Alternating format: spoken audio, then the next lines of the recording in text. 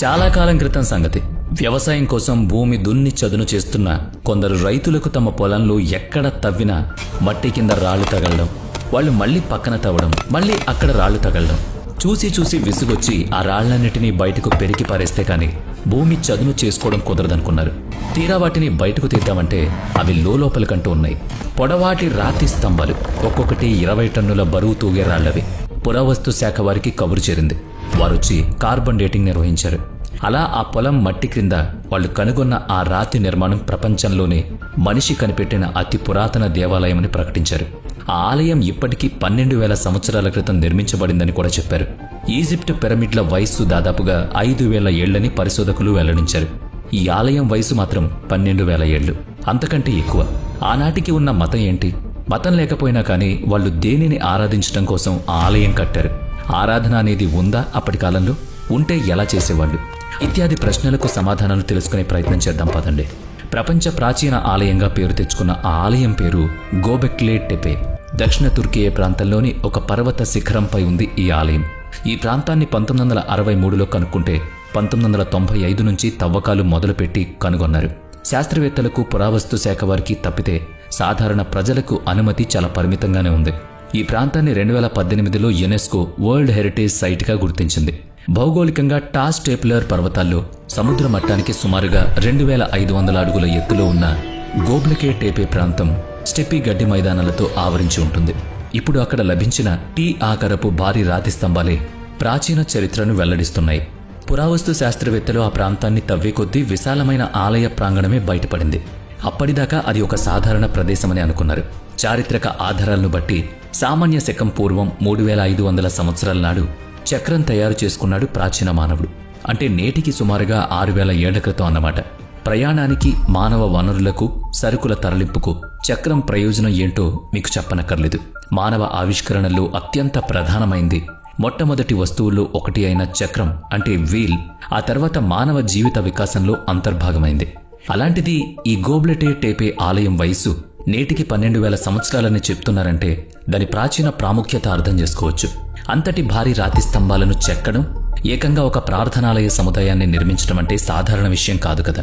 పురావస్తు పరిశోధకులు తమకు దొరికిన ఆధారాలను బట్టి నేటికి 7,000 ఏళ్ల నుంచి 5,000 ఏళ్ల మధ్య రామాయణ మహాభారతాలు జరిగి ఉండాలని చెప్తున్నారు. భారతీయ ఇతిహాసాలకు నేరుగా లభిస్తున్న చారిత్రక ఆధారాలు పరిమితమనేది కొందరి వాదన. ఈ టైమ్ లైన్స్ గురించి చాలా వివాదాలున్నాయని చరిత్రకారులు, పురావస్తు శాస్త్రజ్ఞులు చెప్తున్నారు. భారతీయుల యుగాల కాలమానాన్ని చాలామంది ఇంకా అంగీకరించడం లేదు. కేవలం కార్బన్ డేటింగ్, లిఖిత శిల్ప చారిత్రక ఆధారాల్ని బట్టి కాల నిర్ణయం జరుగుతుంది కనుక నియోలిథిక్ కాలపు గోబ్లెకే టేపే ఆలయాన్ని బయటపడిన మానవ నిర్మిత అతి ప్రాచీన ఆలయంగా భావిస్తున్నారు. మన దేశంలోనూ అనేక ఆలయాలు, అనేక చారిత్రక కట్టడాలు మట్టితో కప్పబడి భూస్థాపితమై ఉన్నాయి. అసలు మన నివాసాల క్రింద, ఇప్పటి రహదారుల క్రింద ఏ కాలపు నాగరికతలు అజ్ఞాతంగా దాగున్నాయో చెప్పలేం. మన సాగు భూముల్లో, అటవీ ప్రాంతాల్లో, బంజరు నేలల్లో మట్టి పొరల దిగువనున్న చరిత్ర, దాని ఉనికి తానికదే బయటపడాలి. లేదా ఏదో ప్రయత్నంలో భాగంగా పురాతన నిర్మాణాలు, వస్తువులు బయటపడేదాకా మనం ఎదురు చూడాలి. కాబట్టి గోబ్లెకే టేపే ఇప్పటి వరకు లభించిన అతి ప్రాచీన మానవ నిర్మిత ఆలయం మాత్రమే. అంతే తప్ప ప్రపంచంలోనే అతి ప్రాచీన కట్టడం మాత్రం కాదని పరిశోధకులు కూడా ఒప్పుకున్నారు. మరింతకీ ఈ ఆలయం మట్టిలో ఎలా కూరుకుపోయింది? ఆనాటి నాగరికత అక్కడి నుంచి తరలిపోయిందని పరిశోధనలు చేస్తే ఆనాటి ప్రజలు అక్కడ శాశ్వత నిర్మాణాలు ఏర్పాటు చేసుకోలేదని తెలుస్తోంది. మనకు కూడా ఎన్నో పురాతన ఆలయాలు, కట్టడాలు, కోటలు ఉన్నాయి కదా. వాటి చుట్టూ జనావాసాలు ఉన్నాయి. రాజ్యం ఏర్పడింది, ప్రజలు నివసించారు, నాగరికతలు విలసిల్లాయి. సింధు, హరప్ప నాగరికతల కట్టడ శిథిలాల్లో మానవ నివాసపు ఆనవాళ్లు సజీవంగా కనిపించాయి కదా.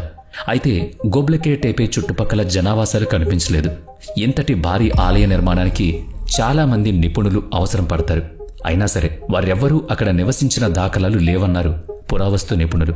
మరి ఈ కట్టడ ఆవశ్యకత, ప్రయోజనం ఏంటన్నది ఇంకా తెలియాల్సి ఉందంటున్నారు. అది అలా ఉండగా 20 టన్నుల బరువైన రాతిని నిలబెట్టడం, దాని ఆధారాన్ని మట్టిలో పూడ్చి నిటారుగా నిలిచేలా చేయడం వెనుక ఉన్న సాంకేతికత, శాస్త్రీయ విజ్ఞానం ఏంటన్నది పరిశోధిస్తున్నామంటున్నారు వాళ్ళు. అటువంటి స్తంభాలు చాలా ఉన్నాయి. మరి వాటిని ఆకారానికి తగినట్టుగా చెక్కాలి, తీసుకురావాలి, నిలబెట్టాలి కదా. పోనీ ఆ ప్రదేశంలోనే చెక్కిన వేరే చోటు నుంచి తరలించి తీసుకొచ్చారనుకున్నా కానీ ఆ చుట్టూ ఎక్కడా మానవ నివాస ఆనవాళ్లు లేవంటున్నారు. మనుషులే మోసుకొచ్చారా? ఏనుగులు వంటి జంతువులను వాడారా? తెలీదు. ఈజిప్ట్ పిరమిడ్ల వయసు 5000 సంవత్సరాలని భావిస్తే అంతటి భారీ నిర్మాణానికి ఉపయోగించిన భారీ రాతి దిమ్మలను అలా పేర్చుకుంటూ పైకి తీసుకువెళ్లడం, ఎలాంటి అతుకులు లేకుండా ఖచ్చితమైన కొలతలతో ఆకారంలో నిలబెట్టడం గురించి 1 కాదు 2 కాదు పలు సిద్ధాంతాలు ప్రచారంలో ఉన్నాయి. మరి 12,000 సంవత్సరాల క్రిందటి కట్టడ నిర్మాణానికి కావలసిన పనిముట్లు, తరలింపు వాహనాలు, నిర్మించిన మనుషుల గురించి అరకొరగా అయినా కొన్ని వివరాలు దొరికితే చారిత్రకంగా ఒక ఆధారం ఉందని భావించడానికి వీలుంటుంది. కానీ అవేవీ లభించటం లేదు. నిర్మాణం మాత్రం జరిగిపోయింది. మరి ఎవరు నిర్మించారు, ఎందుకు నిర్మించారన్న ప్రశ్నలకు ప్రస్తుతానికి గట్టి సమాధానం లేదు. రాతి యుగం 3.4 మిలియన్ సంవత్సరాల పాటు గడిచి సామాన్య శకం పూర్వం 4000 నుంచి 2000 ఏళ్ల మధ్య అంతరించిందని చెప్తారు. కాంస్య యుగం సామాన్య శకం పూర్వం 3500 నుంచి 1200 ఏళ్ల మధ్య గడిచిందని, ఆ తర్వాత వచ్చిన ఇనుప యుగం సామాన్య శకం పూర్వం 1200 నుంచి 500 మధ్య ఉందని లెక్కించారు. రాతి యుగం అంటే స్టోన్ ఏజ్ను పాలియోలిథిక్, మెసోలిథిక్, నియోలిథిక్ యుగాలుగా విభజించారు. ఈ గోబ్లెటే టెపేను నియోలిథిక్ స్టోన్ ఏజ్ కు చెందిందిగా గుర్తిస్తున్నారు. మరి అటువంటిది ఆ రాతి స్తంభాలను చెక్కడానికి, వెలికి తీయడానికి, నిలబెట్టడానికి ఎవరు జవాబు చెప్తారు? ఇంతకీ ఆసక్తి గొలిపే విషయం ఏంటి అంటే, సింహం, నక్క, సర్పం, తేలు వంటి జీవుల 3 డైమెన్షనల్ రూపాలను ఈ స్తంభాలపై చెక్కారు. గుహల్లో ఆది మానవుడు గీసిన పెట్రోగ్లిప్స్ అంటే గుహ చిత్రాలు మనకు తెలుసు. కొత్త రాతి యుగంలో అంటే నియోలిథిక్ ఏజ్లో, అనగా ఇప్పటికి 12,000 సంవత్సరాల క్రితం 3D రూపాలను చెక్కగలగడం అనూహ్యంగా ఉంది. ప్రతి స్తంభం పైన ఉన్న ఈ బొమ్మలు వేటికవే భిన్నంగా ఉన్నాయి. వాటిపై చెక్కిన రూపాల్లో మనుషులు కూడా ఉన్నారు. వాటిలో పులి చర్మం కప్పుకున్న మనిషి బొమ్మ కూడా ఉండడం ఆశ్చర్యాన్ని కలిగిస్తోంది. ఆ పక్కనే సముద్ర సింహాలు అంటే సీల్ జంతువుల బొమ్మలున్నాయి. వాటి అర్థం ఏంటన్నది తమకు తెలియలేదని ఆయన చెప్పారు. అలాగే భారీ రాబందొకటి మనిషి తలను పొడిచి తింటున్నట్టు చెక్కారు. ఆ బొమ్మలో మనిషికి తలకాయ లేదు. మరి ఇవన్నీ ఒకెత్తనుకుంటే ఆ ఆలయ శిథిలాల్లో, పరిసరాల్లో మానవ అస్థికలు ఏవీ లభించలేదు. మనుషులంటూ అక్కడ జీవించుంటే, లేదా ఆలయ నిర్మాణ సమయంలో ఎవరైనా మరణించున్నా వాళ్ళని అక్కడి నుంచి సుదూరంగా తరలించేశారా? అంతటి అవసరం ఏంటనేది అర్థం కావడం లేదు. అది కూడా 12,000 ఏళ్ల క్రితం ఒక మనిషి మృతదేహాన్ని తరలించుకుపోవాల్సిన అవసరం ఏంటి? ప్రాణం లేని శరీరాన్ని అలా గాలికి, ధూళికి వదిలేయొచ్చు, లేదా సమాధి చేసి ఉండొచ్చు. అలా చేసుంటే ఎముకలు దొరకాలి మరి, కానీ లేవు.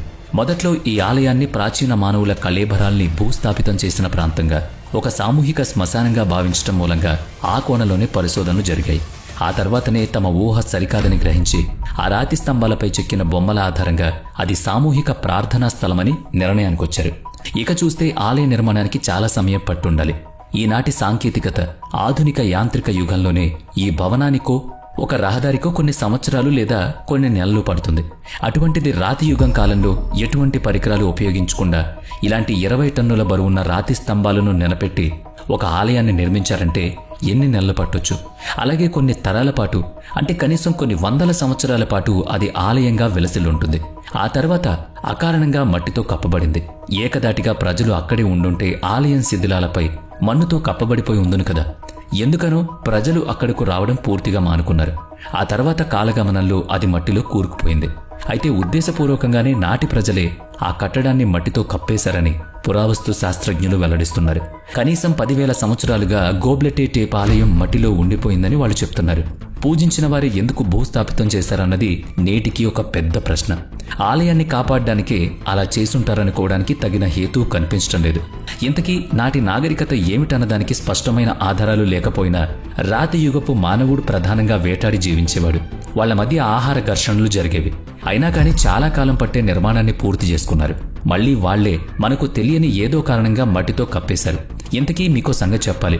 ఇంతవరకు గోబ్లెటే టేపే ప్రాంతంలో కేవలం 10% మాత్రమే తవ్వకాలు జరిగాయి. ఐక్యరాజ్య సమితి విద్యా విజ్ఞాన సాంస్కృతిక సంస్థ UNESCO ఆ ప్రాంతాన్ని ప్రపంచ వారసత్వ ప్రదేశంగా ప్రకటించడంతో ఏ ఒక్క నిర్మాణానికి, వస్తువుకి హాని కలగకుండా జాగ్రత్తలు తీసుకుంటూ తవ్వకాలు జరపాల్సి వచ్చింది. అందుకే 90% వరకు ఆ ప్రాంతం ఇంకా మట్టి పొరల్లోనే ఉంది.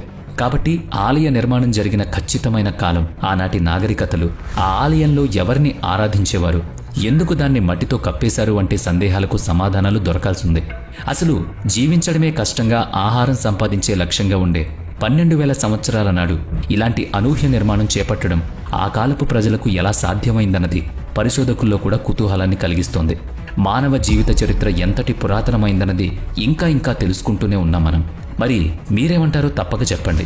గోబ్లెటెడ్ ఏపీ గురించి మీకు తెలిసిన వివరాలు చెప్పండి.